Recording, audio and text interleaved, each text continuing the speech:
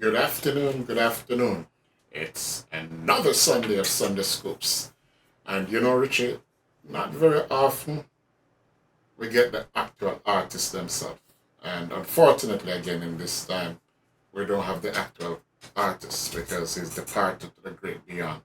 However, we have someone who has worked with that person and is none other than the great Charlie Extraordinaire Organaire. Yeah, Charlie Organaire. Been around for, it's a tribute The man to called have a like man grass, like that. perennial. Kind of thing. Absolutely. Perennial as grass. And it is a pleasure to be able to welcome him to Sunday Schools this evening. As we, peel back the onions on the career of the great Kendrick Patrick, Patrick. Lord Kendrick Patrick. Creator. Better known Lord. as Lord Creator. And so, Charlie Organaire, welcome to Sunday Schools. Yes, greetings, everyone. Greetings. You know, I can imagine Upper Zion there right now, Charlie. A big dance supposed to go on, a big concert, dance, stage show, anything. Yeah. And boy, them supposed to be having the time, amazing time. And of course, they needed a man like Creator to set up the foundation. So the big man sent for you. What you say? Those music, man, can never be forgotten, man. There you go. Evening news by an evening news. Ah, Oh my goodness! I think the best man, but I know you're still a man that is in good voice, and so oh, yeah. I believe that though that Mr. Big G, say him have everything lined up already, True, setting true. to give the listeners a taste, and as you said, early Charlie Organaire. Got what you say? 1959, Lord Creator, Evening News. And you can hear the upright bass playing in that one. And Oh, yeah, man. Oh, we yeah. can tell you that we won't have the misnomer of making this music ska. It is not ska. Charlie, your thoughts, because I'm in there with God. This wasn't ska. Although a lot of selectors tend to want to play it. Group Well, it that together. no, that is skill. That is skill. 1958, The song was done in 1958. Oh, but it still have that feel though. Yeah, what is happening? And I agree. I think where a lot of conflict in terms of the identification or interpretation Yeah. of music Yeah. is concerned is ska is to a large extent blues music, rhythm and blues, Well, in terms of the where it is well, coming from. well, let me explain what happened with this song. Yeah, Because he did two versions of it. right. I think that is a scale version of it. No, this is That's not Fitz. The original is Fitz Van Bryan. uh, Is that Fitz Van Bryan Yeah. version? it's the original Okay. version of the song. Okay. So because I know he did a scale version also. Okay. What happened is that when they, because this is very very early, he came to Jamaica in 1958, and Right. 1958, and this song basically was 59. At that time, the music is still very, because there were some issues with where the music was heading at the time. From according to the scribes, Jamaica was famous for developing what we call jump blues and Boogie. shuffle boogie, that sort of a thing. So the Okay. beat at that time largely reflected or is what a lot of the musicians may have modernized or updated. From the American rock and roll. Right. And ultimately that would have led into the Okay. ska era. Which Let me is, say this. yeah, Let me say this. We Theophilus Beckford, right, pretty much, back in the day with Easy Snapping right, and Boogie in My Bone by Larry Latkin. right. It was it was the because the ska is really that afterbeat, that pop, pop, pop. That's the ska, Yep, really. agreed. Yeah. Okay, so that was then as time goes on, then you have the guitar, the keyboard, then the orange sections doing harmonica, playing that afterbeat. You see, so because the whole thing starts from, let's say, Roscoe Garden, the rhythm and blues, um, people like those, honky tonk. If when you listen to honky tonk, boom da doom ba ding ba, Yeah. you can hear boogie woogie. So actually, it came from the boogie woogie type of music. So the earlier years of our music was more on the boogie woogie feel. Right. When you have Clue Johnston, those people on it. Clue Then Johnson. gradually, right. Then gradually you get the horn section and everybody that heavy ska beat to it. And then because even the original drummer, Drum Bagel, he used to play four on the kick. So he was playing more or less a shuffle. Right. So he's playing book, book, book. When Light Nibs came in, he played book, book. He just played two instead of four. Okay? And Drum Big was playing on the bell, Light Nibs playing on the hi-hat.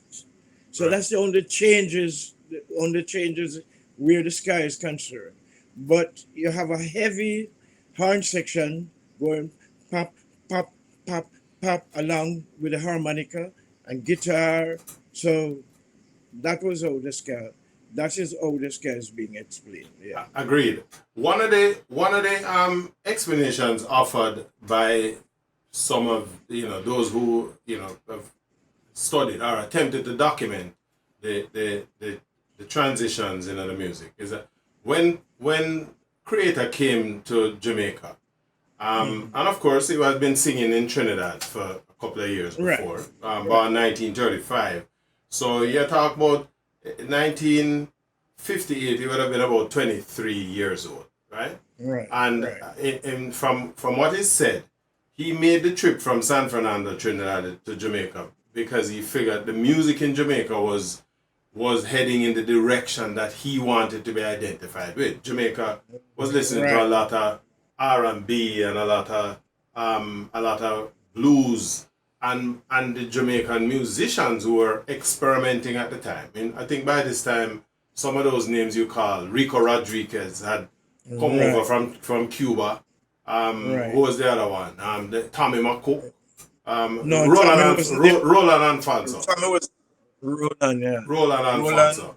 And then Lester Lester Sterling, right. Yeah, because So- Lester was the early. So these guys came over from Cuba, and what you had with them is coming out of Cuba, they were playing a lot of that. The Spanish influence in the music was merengue, Merengue and Mambo. and mambo, and so they Bolero, go ahead. Bolero, and Mambo, and yeah, cha-cha-cha, that type of stuff, yeah. Now, what is said is that Lord Creator, when he came, he was trying to find to fit himself into the thing, but the Jamaica's approach to blues with that rambunctious, what we call jump blues, which is what kept the dancehall revving right through the night, and he couldn't compete with that.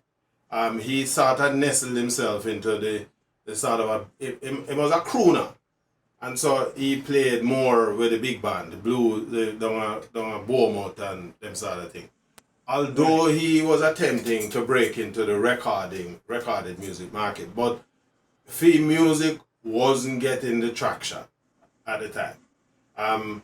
It was fresh, new, but when you compete with Boogie in My Bones and them and cause them music, they kept the dance, the party going. And Boogie in My Bone was much earlier, yeah. Right, but that's what I'm saying.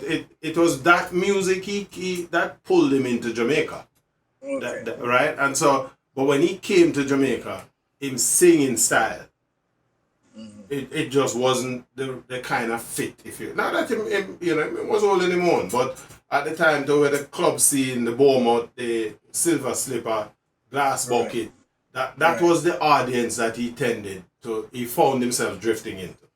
And so to a large extent, if his music is it's big band music. You listen to him, what do you hear play? Got? Oh yeah, upright bass. Yeah, it's big band music. Well, you know the interesting thing about this. Well, the scare music also is upright bass. Yes, absolutely. The interesting thing with this particular song, and it's also big band music, the scare music. Yes, especially what I think who was playing and something. I'm glad you raised this point. You made mention of Chloe Johnson. Right. Chloe Johnson is not often spoken about, except for people like yourself, us who have been doing this program. I don't hear much people talk about Chloe Johnson, and the man is a foundation of the music in Jamaica. Right, but you see, when Chloe was in, it still was a little boogie-ish at the time. Right. You see? When as time goes on, so you have drum bago, you have blues, and then the heavy horn sections with the trumpet and the trombone and everybody going pop, pop, and the harmonica. That is, I think the ska was identified more because of that. Yeah. But you talking about harmonica, that is you're a big part of your own influence on the music. Right. You played. Did you play what did you play on with Creator? I should have I played quite a few of them. Mm-hmm. But only in the ska you could hear the harmonica going pop, pop, pop, pop. You're right. I'm trying to think of it's not Kingston Town. I don't remember exactly which one. There's a couple of them I played on. Yeah. 2 or 3 of them, yeah. All right. Beyond that though, Creator, this is 58, 59. So and again though, one of the things about that song, I think it sort of benchmark the significance of the musician, of the songwriter, the musician as a storyteller. Because Evening News is a story of a youth, a star up on the road in a Kingston. Right? Newspaper man, you don't know if it's well, this song was written in Trinidad. True, yes. But it's the association with it. Mr. Right. Man won't you buy an Evening News? It's a little youth him say the youth don't even wear shoes. And him sell a paper that for all intent and purposes he probably couldn't even read. Right? Right. But he was selling the newspaper on the street side in part to support his family. And, those conditions, whether in Trinidad or in Jamaica, it was the wrapping up of the colonial days, 58, 59. We're coming to the end of colonialism within the Caribbean. But it showed how colonialism underdeveloped the Caribbean, because most of the people can't read and write. There is huge levels of unemployment. And so he is painting a picture of the space at the time. And that the music, as you rightly pointed out, was written while he was in Trinidad and Tobago. But it could... Yes. Fitz Van Bryan was the name of the band. Right. That played in Trinidad. Right. But he could shift the music to Jamaica without much adaptation, and it was telling the same story. Right. Because it have that same feel. The feel is here. Absolutely. The other thing you get, and that's why the version God just played just now is you got that semblance of a calypso, if you will. The calypso influence, God? Yeah, but you know, I don't. No. You don't get calypso. Listen to the voice. No, well, you're talking about the vocal presentation. The vocal presentation. But we're talking about the musical. The music itself, yeah. Music itself. True. Okay, but it's not really the voice, It's is the music, the background, You and all can't that. escape his voice. I mean, And the association of creator in the early days would have been with is Trinidadian roots. It's And calypso, right? yeah, it's Right. calypso. And so you sort of get that. And I think that's what made him such a standout in the Jamaican music scene. Just like Jackie Opel, you see? Right. Jackie Opel is from Barbados. Barbados does calypso too. But Jackie Opel fit right into the scale at the reggae scene. Right. Right, because it's not really the vocals that does it, is the rhythms, you know. So is the rhythm, is not really the vocalist. All right. No, in 1962, Jamaica is trending towards independence. We just finished the not first just Jamaica, but Well, also the Trinidad. region, but in 62 significantly enough for Jamaica, because Jamaica basically led the move, Haiti apart. Jamaica led the move of separating itself away from Britain in terms of the colonialism, and so to sort of celebrate this in his own right, Creator wrote a song called Independent Jamaica.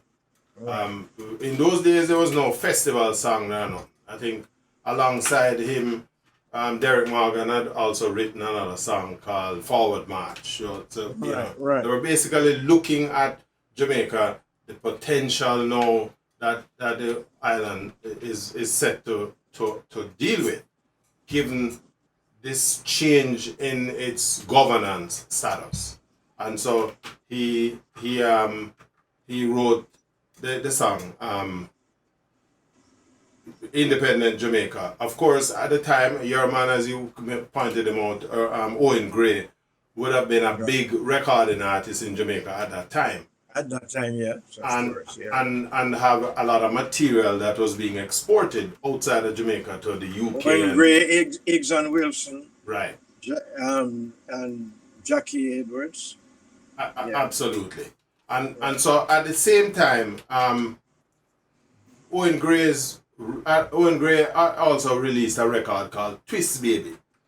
That it was anticipated that this song was going to blow everybody out of the water, because Owen Gray was a far more established recording artist at the time. But Independent Jamaica, Island Record basically took it, released it on their thing, and so they brought the record was taken to the UK, and it basically edged out Owen Gray's record, which was set to be released around the same time, and it also served as a, what do I call it? It was a marker, if you will. It showed that Creator was a serious contender in the business, not somebody you want to take lightly. And he, again, It was great. His music, all his music are great. yeah, The progression, his lyrics, the vocals, everything was great about Creator.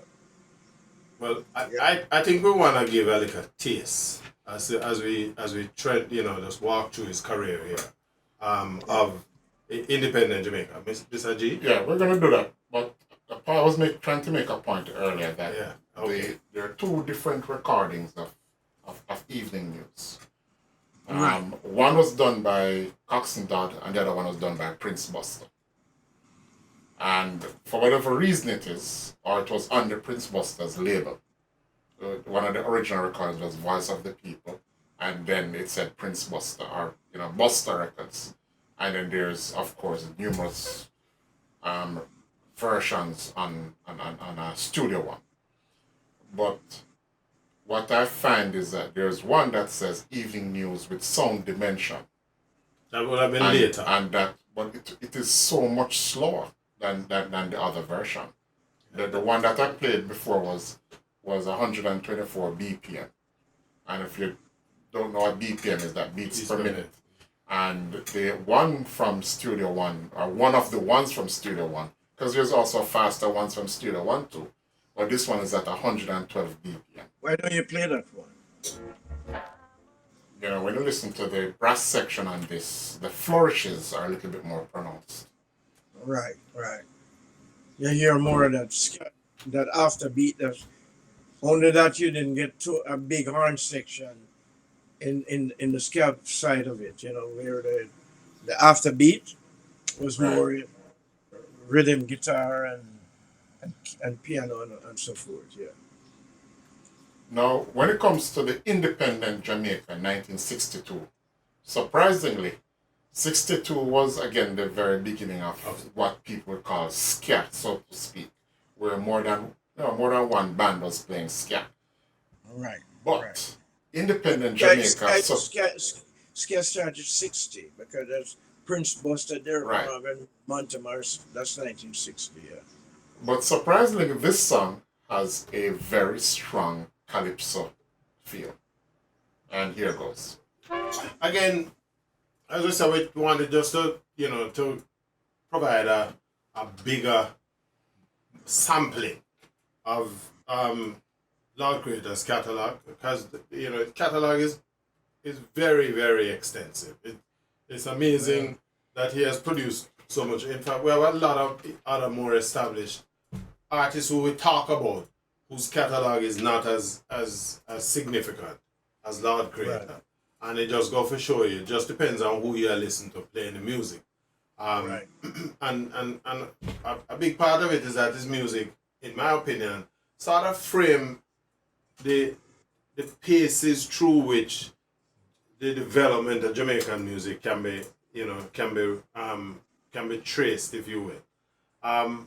You made that point, Charlie, about the role of the contest, the Veer John's opportunity contest, the talent finding contest, right? Right. And for right. somebody who didn't come through that angle, granted, yes, he came in as a professional musician, professional artist, but he was coming from another place though, still, true. So, yeah, so he probably started out on something like that in Trinidad. You never know, But because he's really a pro. he acclimatized well, and you can see it in terms of the breadth of the thing. It'll be interesting to see, because a lot of the music, nobody has already played it. It's only, those of us who grew up with this music in that 1960s period. And people like God, who was beyond being a man who just play music and collect the records. And this this collection, really has allowed us to do justice to his body of work. He did in the 70s, again, early 70s, some work with Lee Scratch Perry. And there was this particular song which was done. And I'm gonna play the first couple of lines. It's risque, as it were. It's more than risque. It's explicit. It's talking about this girl in Montego Bay called Big P Sally. And they did a B-side to that called Big C Wally. But this was... But here's the song, and I'm going to go to the dub section right after the first line. I can see Scratch was having fun with that one. Yeah, man. The dog is biting me. Listen, you have to, it would have to be a Scratch Perry. One of the things that was in, what year was that, God? This was in the 70s. I'm not quite sure. I can look it up. I was trying to find it earlier, but the arrangement and the song. This was the Upsetters. Yeah, you could hear the Upsetters with what name, the Barrett brothers. But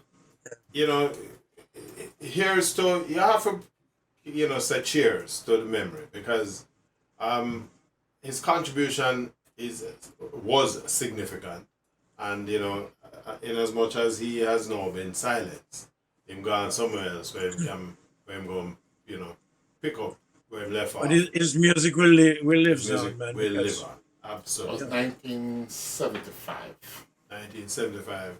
That's the heart when the reggae music now is finding its space. Yeah, as man, you this say, is when you have people like Max Romeo, which of course, again, Lee Scratch Perry. 1935, August 21st, 1935, and he dropped out on the, when was this, last week, Friday? Yeah, 30th of June. 30th of June, 2023.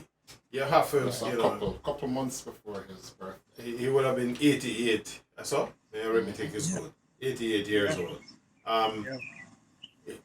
Batted well. You know, according to his wife, he had been ailing for a little bit, but she said he never allowed his health. You need to say his wife of 23 Yes, years. his wife of 23 years. After he came back from Trinidad and got married to her. And apparently they've been going on for a little bit before that. But the fact is, he came. You know, he made his contribution, and as she said, despite his ailing health, he never lost his sense of humor.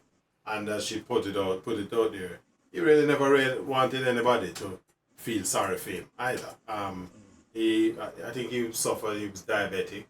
Among that, but it's not even important to get into that. The important thing is that he made his contribution significantly enough, and the markers that he left, you know, a lot of artists can only dream of having that kind of impact, you know. God? Yeah. Cheers to the Calypsonian extraordinaire.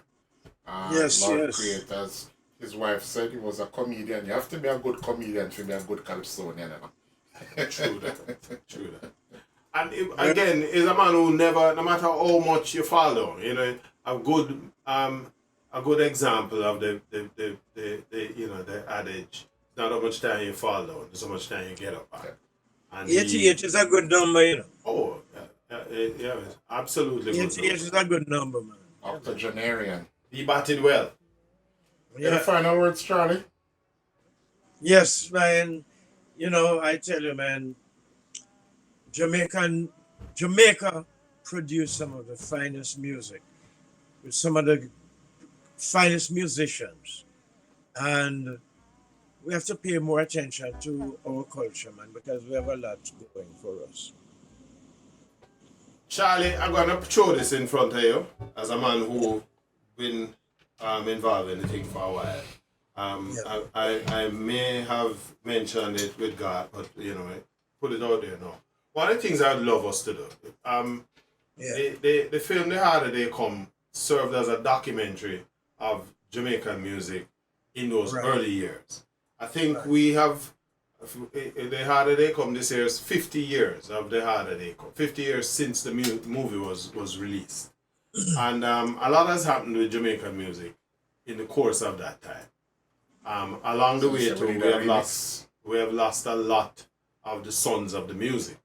You know, and I think it would be fitting to try to put something together, some sort of a documentary of where we are now versus where we have come from, you know.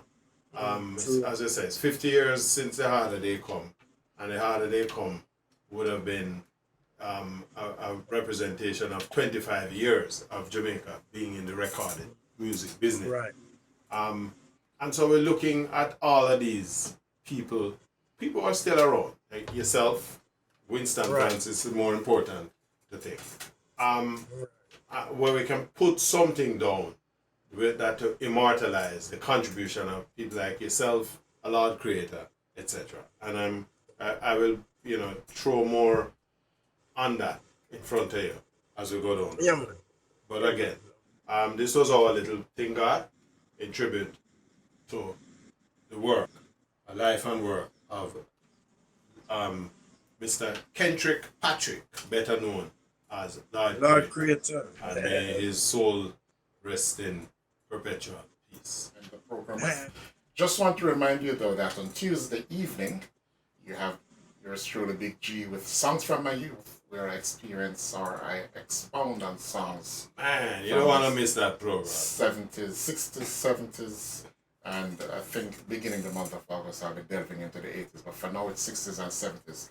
And on Wednesday and Saturday, Richie has a Jamaica mix where he discusses current affairs that's happening in Jamaica with a nice blend of reggae music. It was good to have you. Thank you so much. Charlie, good. thanks for Yes. spending time with us this evening, Charlie, as usual. And And thanks for having me, man. always our Yeah. pleasure.